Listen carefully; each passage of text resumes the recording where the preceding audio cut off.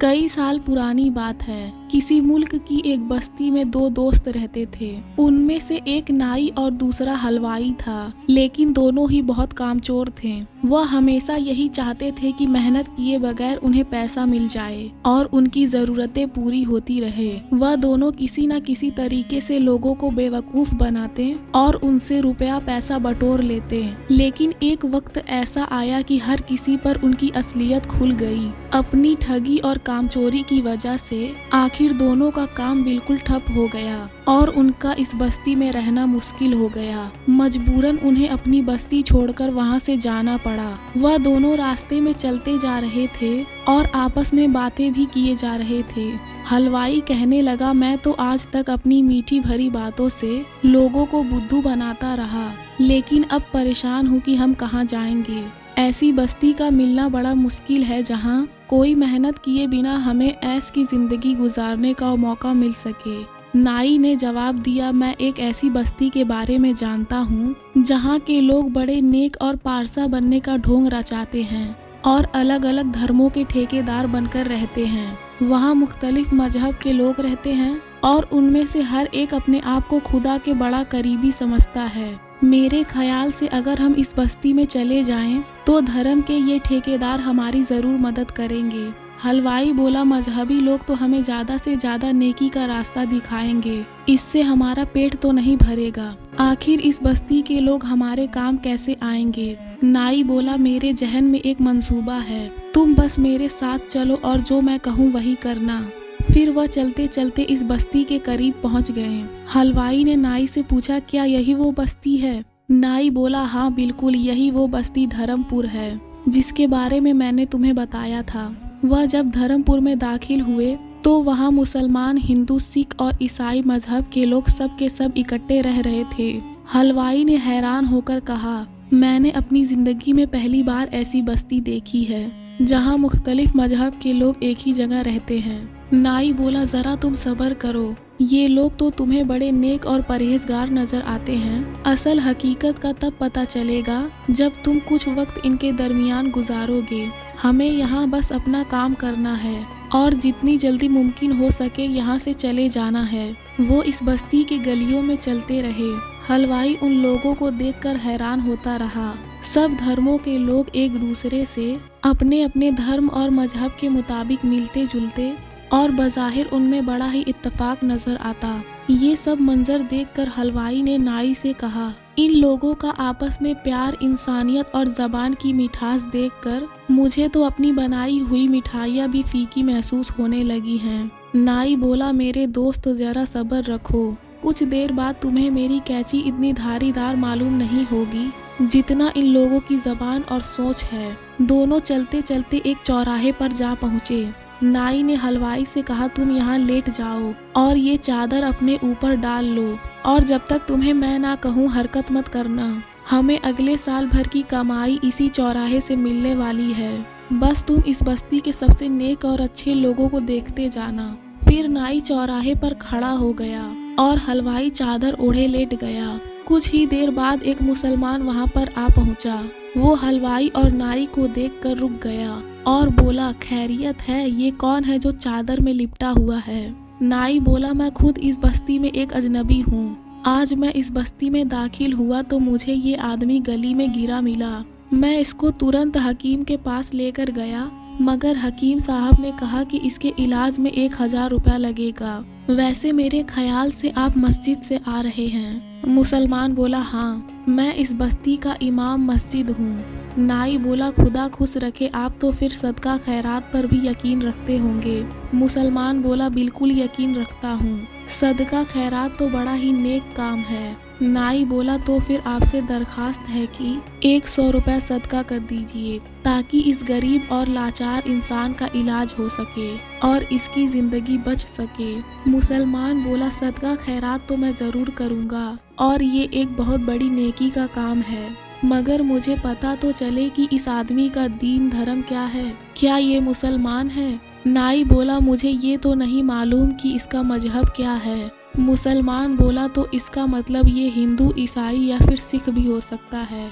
नाई ने जवाब दिया, जी हाँ, बिल्कुल ये हो सकता है। कि ये मुसलमान ना हो और उनमें से किसी मजहब से ताल्लुक़ रखता हो। मुसलमान कहने लगा, तब तो मैं इसके लिए सदका नहीं करूँगा। अगर मैं सदका कर दूं और ये मुसलमान ना निकला तो मुझे इसका सवाब कैसे मिलेगा। नाई कहने लगा, मगर हुजूर ये मुसलमान ना ही सही, अगर किसी दूसरे मजहब से भी ताल्लुक़ रखता हो फिर भी इंसान तो है। मुसलमान कहने लगा, मगर जनाब सदका तो मैं मुसलमान को ही देना मुनासिब समझता हूँ।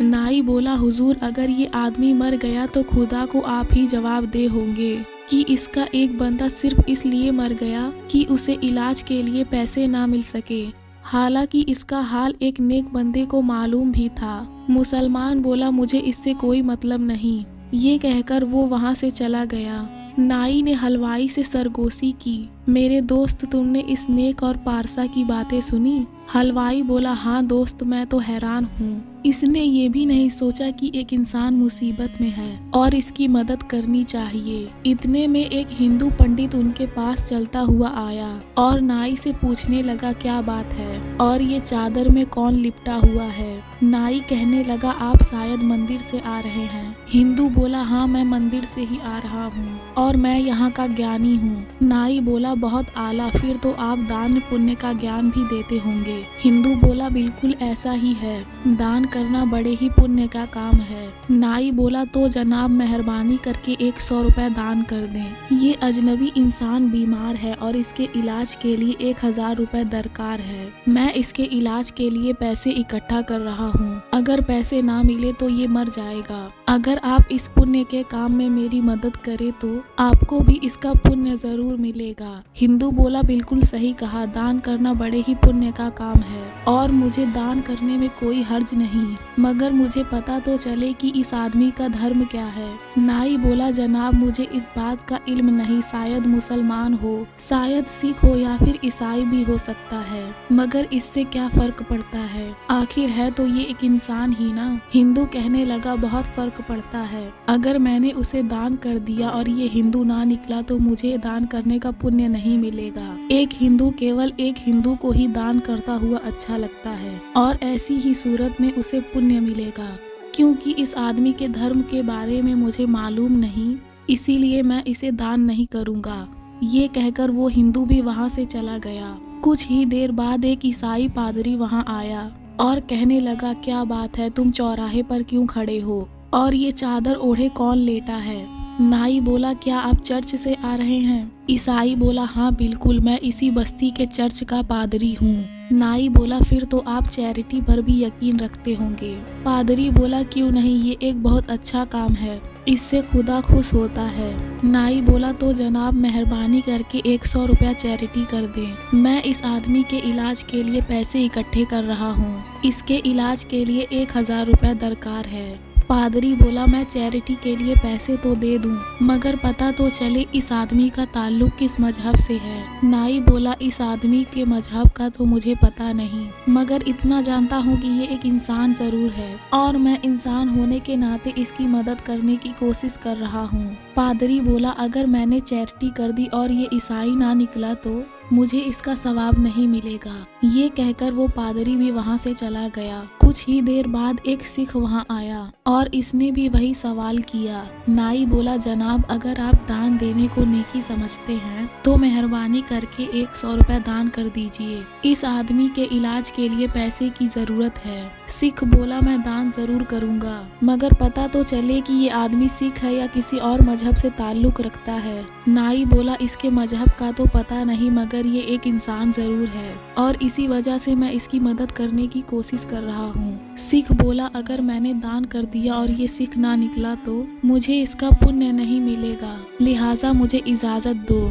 इतना कहकर वो चला गया। सिख के जाने के बाद नाई ने हलवाई से सरगोशी की, देखा मेरे दोस्त क्या ही खूब नेक और पारसाओं की बस्ती है। हलवाई बोला, हाँ मेरे दोस्त तुमने ठीक कहा, मगर अभी तक हमें किसी ने एक फूटी कौड़ी नहीं दी, तो पैसे कहाँ से मिलेंगे? नाई बोला, मेरे दोस्त बस कुछ और देर सब्र करो, तुम्हें आज यहाँ से इतने पैसे मिलेंगे कि साल भर कुछ करने की जरूरत नहीं पड़ेगी। नाई और हलवाई कई घंटों तक चौराहे पर खड़े रहे इतने में वही मुसलमान दोबारा उनके पास आया। इसने नाई से पूछा, तुम अभी तक यहाँ खड़े हो, क्या इस आदमी के लिए पैसे इकट्ठे नहीं हुए? नाई बोला, हुजूर पैसे इकट्ठे नहीं हुए और अफसोस इस बात का है कि इस आदमी का इंतकाल हो चुका है। मुसलमान बोला, ओहो ये तो बहुत बुरा हुआ, क्या कुछ पता चला कि इसका मजहब क्या था? नाई बोला, मजहब का तो पता नहीं चला, मगर मरते वक्त इसके हाथ में एक अल्लाह वाला लॉकेट था। मुसलमान बोला, फिर तो ये एक मुसलमान था और ये अल्लाह वाला लॉकेट इस बात की जमानत है। नाई बोला, जनाब अब क्या फर्क पड़ता है, अब तो ये आदमी मर चुका है। अब तो मैं ये सोच रहा हूँ कि इसे दफना दूं या फिर जला दूं, मगर इसमें भी तो कम से कम 20,000 रुपए लगते हैं। मेरे ख्याल से उसे करीबी नहर में फेंक देना चाहिए। मुसलमान बोला, हरगिज नहीं, इस आदमी के पास अल्लाह वाला लॉकेट था जो इस बात की जमानत था कि ये मुसलमान था, इसीलिए इसकी आखिरी रसूमात मुसलमानों के तरीके से ही होगी। इसके जनाजे की नमाज पढ़ी जाएगी। मुसलमान ने अपनी जेब में हाथ डालकर पैसे निकालते हुए कहा, अगर 20,000 रुपए चाहिए तो ये लो। नाई बोला, बहुत बहुत शुक्रिया, मैं इस 20,000 रुपए से इसके कफन दफन का इंतजाम करता हूँ। आप शाम के वक्त साथ वाले कब्रिस्तान में पहुँच जाना। अब आप जा सकते हैं। मुसलमान के जाने के कुछ ही देर बाद वह पंडित नाई के पास आया और कहने लगा, तुम अभी तक यहाँ खड़े हो, क्या इस आदमी को किसी ने दान नहीं दिया? नाई बोला, नहीं जनाब, और अफसोस की बात यह है कि इस आदमी की मृत्यु हो गई है। पंडित बोला, ओहो ये तो बड़े दुख की बात है, मगर इसके धर्म का पता चला? नाई बोला, इस बात का तो मुझे पता नहीं, मगर मरते वक्त राम राम कह रहा था। पंडित बोला, फिर तो ये एक हिंदू था। नाई बोला, अब क्या फर्क पड़ता है, अब तो ये मर चुका है और इसको दफनाने या जलाने के लिए भी पैसे मेरे पास नहीं है। मेरे ख्याल से मैं खुद ही कोई गड्ढा खोदकर उसे दफना देता हूँ। पंडित बोला, बिल्कुल नहीं, इसका अंतिम संस्कार हिंदू धर्म के मुताबिक ही होगा। नाई बोला, जनाब इसमें तो 20,000 रुपए लगेंगे और मेरे पास तो इतने पैसे नहीं हैं। पंडित बोला, इसकी तुम फिक्र ना करो, ये लो 20,000 रुपए, अब इसका अंतिम संस्कार हिंदुओं की तरह ही करना।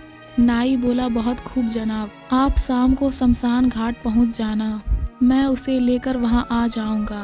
फिर पंडित के जाने के बाद ईसाई पादरी भी वहां पहुंच गया।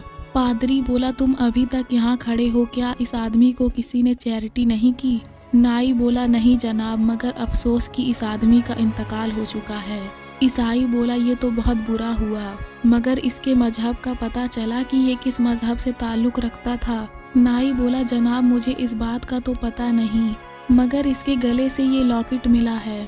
ईसाई ने लॉकेट देखा तो चिल्लाकर बोला, ये तो सलीब का निशान है, मतलब ये आदमी एक ईसाई था। नाई बोला, मगर अब क्या फर्क पड़ता है जनाब, ये तो मर चुका है। अब तो मैं सोच रहा था कि इसको साथ वाली नहर में फेंक दूं। ईसाई बोला, ये नहीं हो सकता, ये एक ईसाई था और इसकी आखिरी रसूमात ईसाइयत के मुताबिक होनी चाहिए। नाई बोला, मगर जनाब इसमें तो 20,000 रुपए लग जाएंगे। ईसाई ने झट से 20,000 रुपए निकाल कर नाई की हथेली पर रख दिए और बोला, अब इसकी आखिरी रसूमात एक ईसाई आदमी के तौर पर करना। नाई बोला, बहुत खूब जनाब, आप शाम को चर्च पहुंच जाना, मैं इसका ताबूत वगैरह खरीद कर उसे वहां ले आऊंगा।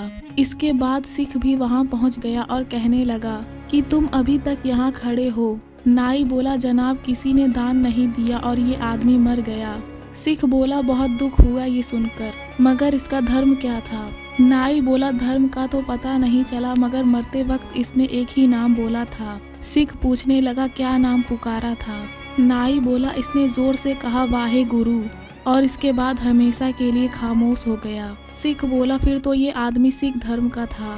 नाई बोला, जनाब अब क्या फर्क पड़ता है, मैं तो अभी उसे नहर में फेंकने जा रहा हूँ। सिख बोला, हरगिज नहीं, इसका क्रियाक्रम सिख धर्म के मुताबिक होगा।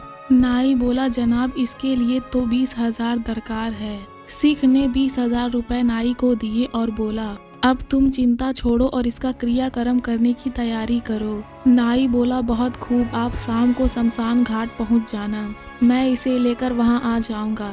इसके बाद सिख भी वहां से चला गया। नाई ने हलवाई से कहा, उठो मेरे दोस्त, जाने का वक्त हुआ।